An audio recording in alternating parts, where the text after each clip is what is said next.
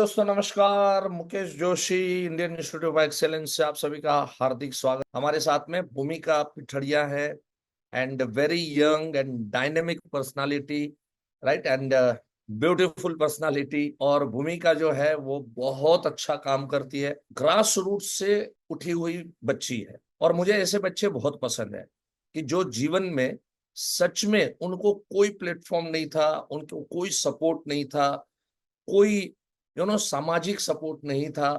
Family support, of course family support के बगैर कोई कुछ नहीं कर सकता है। फैमिली सपोर्ट और ब्लेसिंग्स फैमिली के रहेंगे, लेकिन फिर भी अगर इंश्योरेंस इंडस्ट्री के अंदर में आप सभी को मालूम है कि फैमिली बैकग्राउंड बहुत इंपॉर्टेंट काम करता है। ये फैमिली बैकग्राउंड हमें लगता है कि अच्छा है तो हमारा काम अच्छा होगा, right. So family background wise अगर देखने को जाए तो आज हमारा जो हालत था वैसा ही भूमिका का भी था। सो बहुत अच्छा फैमिली बैकग्राउंड जो है, जो इंश्योरेंस इंडस्ट्री को सपोर्ट करे, ऐसा फैमिली बैकग्राउंड भूमिका जी का नहीं रहा। Thank you very much sir. जैसे सर आपने कहा कि कोई भी इंश्योरेंस बैकग्राउंड नहीं था। मैं एक्चुअली मेरे फैमिली में मेरे से बड़ी 3 सिस्टर है और मेरे बाद मेरा छोटा भाई है। तो I am the fourth daughter आप बोल सकते हो। सो हर एक पेरेंट्स का होता है कि एक बेटा होना चाहिए, तो उस चक्कर में मेरा बॉर्न हुआ। बट मुझे ऐसा है कि मैं बचपन से ही ऐसा सोचती थी कि ऐसा जरूरी नहीं है कि बेटा ही फैमिली की लाइफ चेंज कर सकता है या बेटा ही पेरेंट्स को सपोर्ट कर सकता है, ऐसा नहीं हो सकता। बेटी भी कर सकती है, ये मुझे प्रूव करना था। और मैं बहुत छोटी थी तब, मुझे नहीं पता था कि मैं कर पाऊंगी कि नहीं कर पाऊंगी, बट पहले वो तो एक भूमिका आपके इस सोच के लिए जोरदार तालियां, सच में जोरदार तालियां, right. It's really very good thought कि कोई जरूरी नहीं है कि हमारे जो है, जो भी मतलब हर माँ बाप चाहते हैं कि चलो एक बेटा हो, बेटियां भी बेटों से कम नहीं है, राइट। और वो आपने हाँ, सिद्ध करके दिखाया है। बहुत बहुत तालियां, बहुत बहुत बधाई। Please thank please. You so much. तो मैंने ये सोचा कि नहीं, मुझे कुछ करना है, अपने फैमिली की लाइफ चेंज करनी है। अगर इस फैमिली की लाइफ कोई चेंज कर सकता है तो वो मैं करूंगी। तो 12th की स्टडी खत्म होते ही फिर मैंने वापस जॉब सर्च करना शुरू किया। तो फिर वैसे ही मेरे टीम में एक एजेंट थे, उनको पता चला कि हमारे डीओ सर को एक असिस्टेंट की जरूरत है। तो ऐसे मुझे वाया वाया मेरे डीओ सर का कांटेक्ट मुझे मिला। तो राइट। भवानी सर ने मुझे कांटेक्ट किया और मैं ब्रांच में गई और फिर उन्होंने बोला कि मुझे ऐसे असिस्टेंट की जरूरत है। और मुझे तभी कुछ भी पता नहीं था कि एलआईसी क्या होता है या इंश्योरेंस क्या होता है। मेरी एज 17.5 साल थी। तो फिर मुझे पता चला कि इसमें सिर्फ 12th पास क्वालिफिकेशन चाहिए और कुछ भी ऐसा खास नहीं चाहिए। तो फिर मैंने सोचा नहीं, मैं भी कर सकती हूँ। तो फिर मैंने 2 अप्रैल 2012 को मेरा 18 कंप्लीट हुआ। मेरे बर्थडे के दिन मैंने मेरा एजेंसी का फॉर्म फिल किया। क्या बट बात। मुझे सारे लोगों ने मना किया कि आप क्या क्या करोगे, आपके पास क्या कॉन्टेक्ट्स है, कौन तुमको पॉलिसी देगा। इवन ब्रांच मैनेजर सर ने भी ये बोला कि भूमि का कुछ लिस्ट बनाया है क्या। मैं बोली सर मुझे कुछ भी नहीं पता है, बट एक ही चीज पता है कि मैं मेरा 100% दूंगी। होना नहीं होना बात की बात है, बट ऐसा जिंदगी में कभी अफसोस नहीं होना चाहिए कि मुझे ये काम करना चाहिए था और मैंने किया नहीं। तो राइट। ये सोच करके मैंने एलआईसी एजेंसी लिया। 2012 की मेरी एजेंसी है। आज 10 साल कंप्लीट हो गए, 11 साल हो गए हैं। और इस 11 साल में 3 बार एमडीआरटी किया है, 2 बार डबल एमडीआरटी किया है और लास्ट 3 साल से सीओटी कर रही हूँ।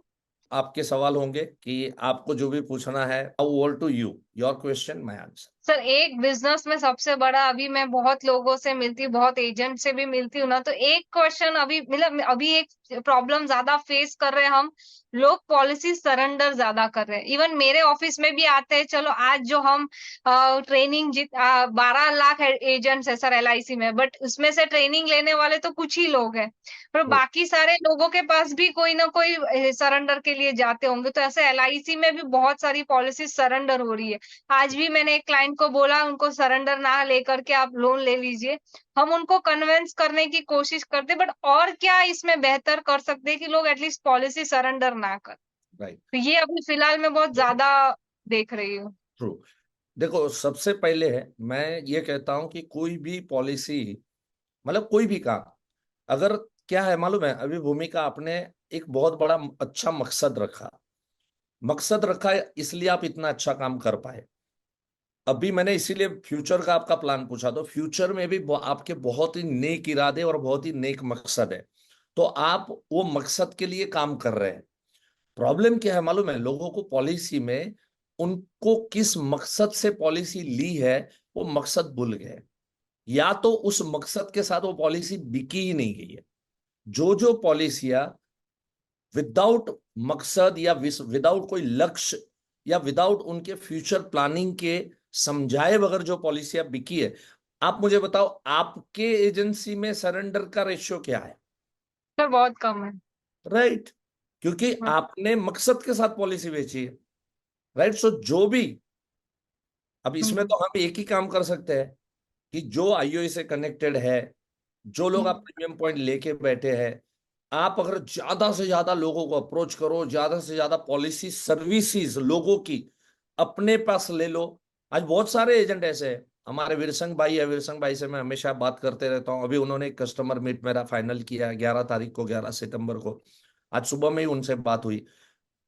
He is having 25,000 policy services, और ये फिगर शायद 4 साल पुराना है। 25,000 पॉलिसियां वो सर्विस कर रहे हैं, उसमें 12,000 उनकी है, 13,000 दूसरों ने ली हुई पॉलिसीज है।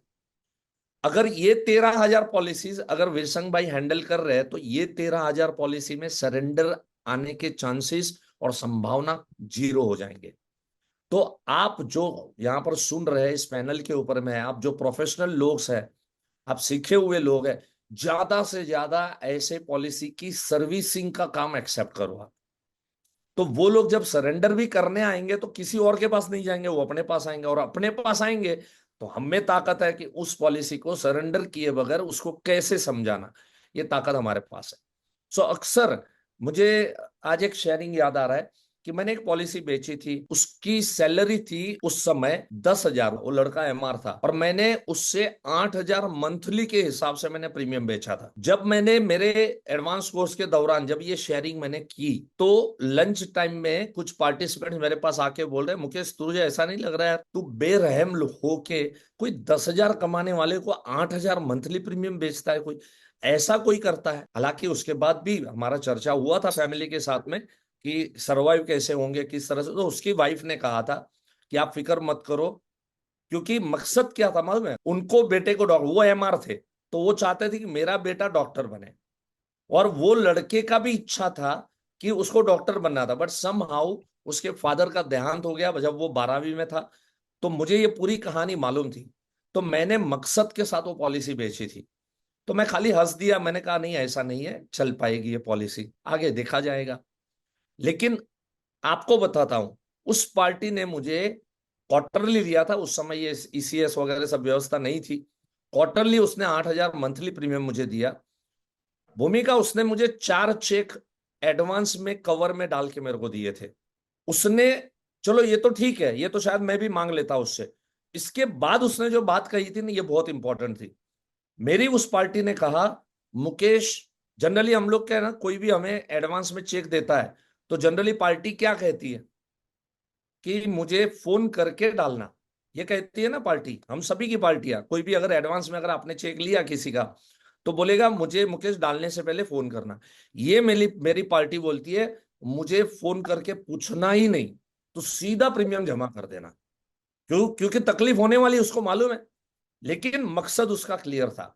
और जिन एजेंटों को डाउट था कि ये नहीं हो पाएगा, ये नहीं कर पाएगा, ये सरवाइव नहीं हो पाएगा, ये पॉलिसी मुकेश जी 2 साल 3 साल में बंद हो जाएगी, अरे बॉस बरसों बरसों तक चली, उसकी मैच्योरिटी भी दिलाई, और अच्छी खासी मैच्योरिटी भी उसको मिली। तो कहने का मतलब ये है कि अगर कोई भी पॉलिसी को प्रॉपर मकसद के साथ अगर बेचा जाए, अच्छे ढंग से बेचा जाए, अच्छे कॉन्सेप्चुअल वे से बेचा जाए, तो वो पॉलिसी लैप्स नहीं करेगी। राइट, और जिन्होंने ये मकसद के बगैर बेची वो आपके पास में आया, तो उनका वापस से उसको बोलो चलो एक काम करते हैं, आपका पूरा मुझे बताइए आपके पास कितने पैसे है, कितनी पॉलिसी है, क्या है, कहाँ कहाँ रखा, उसका मैं पोर्टफोलियो बनाऊं, चार्ट बनाऊं, हम चेक करें। अगर कहीं ऐसा नजर आएगा कि सच में इसको सरेंडर करने जैसा है, मैं आपको रोकूंगा नहीं, मैं आपको सामने से कहूंगा। लेकिन जैसे हम किसी को कंसल्ट किए बगैर, जैसे कोई भी डॉक्टर होता है शारीरिक बीमारी को ठीक करता है, हम लोगों की फाइनेंस। फाइनेंशियल हम दूर करते हैं। Right, so we are just like doctor. तो कहने का मतलब, अगर आप डॉक्टर बन के पेश आओगे, उसको शुरुआती करो। बोले आप शायद सरेंडर इसलिए करते हो क्योंकि शायद ये पॉलिसी किसी केमिस्ट ने बेची है आपको, है ना, किसी डॉक्टर ने, फाइनेंशियल डॉक्टर ने नहीं बेची। चलो मैं आपसे 15 मिनट बात करूंगा। पहले तो देखो, कोई भी सरेंडर करने को आए, फोन करे कि मुझे ये पॉलिसी सरेंडर करनी है, बंद करनी, कभी फोन के ऊपर मना मत करो। बोले ओके सर, हो जाएगा, तभी तो वो मिलने आएगा। अगर आप उसी समय पे उसको बोलोगे ना, नहीं नहीं सर ये नहीं करना चाहिए, सर ये चालू रखना चाहिए, इसमें आपको बहुत नुकसान होगा, वो सब उसको मालूम है। अगर वो कहानी फोन के ऊपर करी, वो कभी आपके सामने रूबरू नहीं होगा, वो किसी और एजेंट को पकड़ेगा और सरेंडर करेगा। राइट, सो इसलिए कभी भी इस तरह का केस आए, फोन के ऊपर मत करो उसको कि हाँ सर हो जाएगा, एक बार मिलना पड़ेगा। और उसके बाद जब मिले, उस समय आप ये चर्चा उसके सामने कर सकते हैं। ठीक है, thanks a lot, have a nice time, God bless you, love you all.